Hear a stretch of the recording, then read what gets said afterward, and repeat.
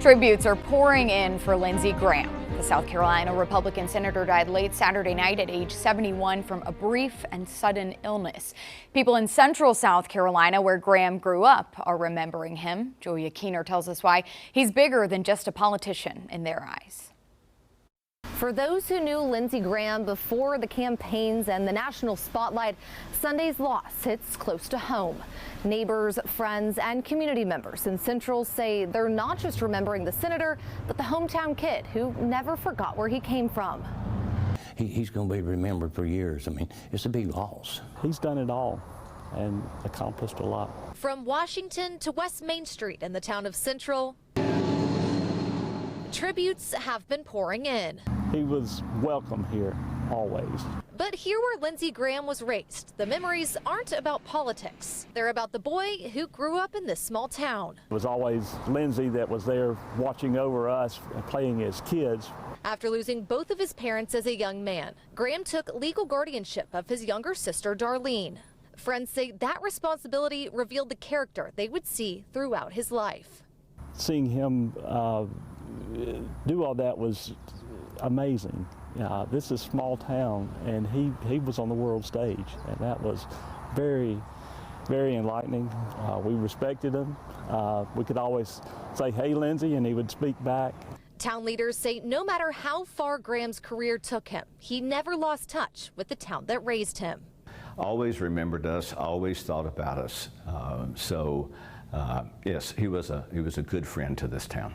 Just having him around, he put Central on the map. Just being the mayor of the hometown of Lindsey Graham was a great honor. They also remember the day Graham launched his presidential campaign right outside of his childhood home, a moment they say put their little town in the national spotlight. That was a big event. That's probably the biggest event we've ever had downtown Central.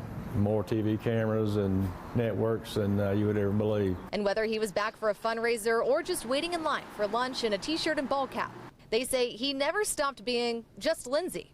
I think that was a great attraction for people, was that he never forgot where he came from and that he was proud of where he came from. That was refreshing to us, that he didn't change. He was always Lindsey. And years ago, Graham told 7 News that no matter where life took him, this is home. This always will be home. When my time is up, I will come back to the upstate of South Carolina. Now the hometown he always cherished is saying goodbye. He's going to be missed. He was well thought of in South Carolina.